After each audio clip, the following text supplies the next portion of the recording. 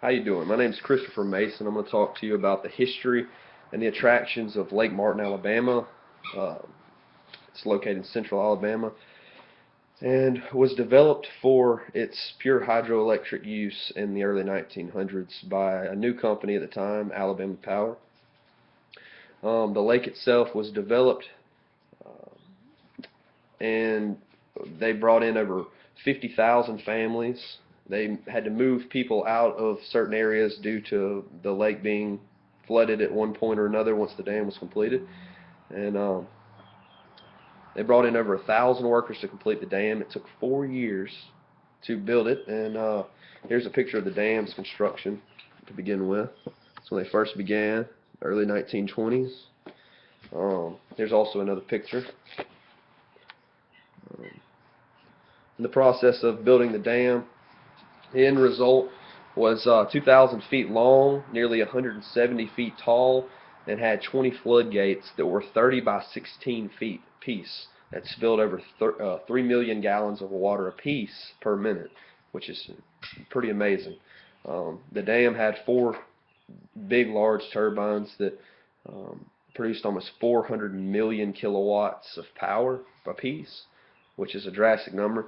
And ultimately, the lake provided over 200,000 to 300,000 homes with power around central Alabama. Upon backing the lake up, they had to move and relocate a bunch of cemeteries, families, and communities away from the area due to flood zones. And once the Tallapoosa Lake had flooded, upon the dam completion, it produced over 44,000 acres of water.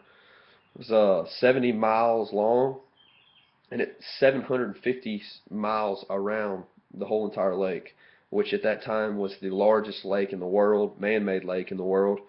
And but still wasn't a very big attraction, just due to the fact they were just wanting the electricity out of it. But over the past 80, 90 years, it's become a very big attraction. Families have grown up there. I've grown up there.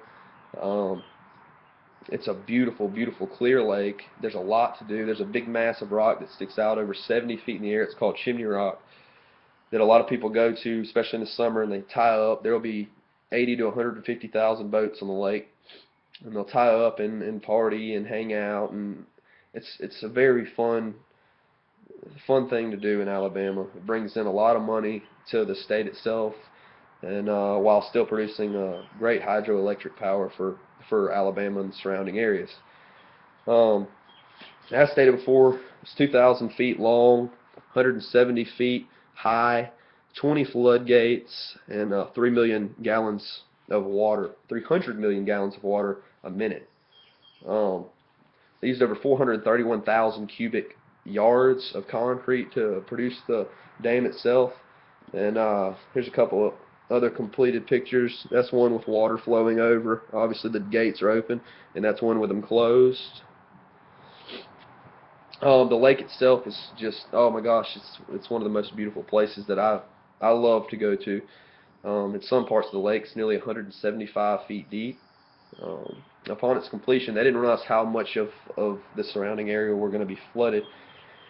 But there's still homes and buildings and even cars and things left behind from the communities that fled right towards the beginning of the flooding. And it's a big site for divers and other people to come in. The lake is really clear, so it brings in a lot of divers and diving sites. Even Auburn University uses it for their diving classes and whatnot. They go out there, and there's beautiful fish and different things at the bottom left behind, as well as houses and buildings, like I said before. But if you've never been to Lake Martin, I hope I gave you a little insight on it, and maybe for around the areas of Alabama sometime you might like to come check it out. It's definitely a big attraction. It brings in stars such as Courtney Cox has a house over 20,000 square feet there, along with Richard Scrushy, the Health South guy. So it's a very, very nice place and fun attraction, and you should check it out if you have the opportunity. Thank you.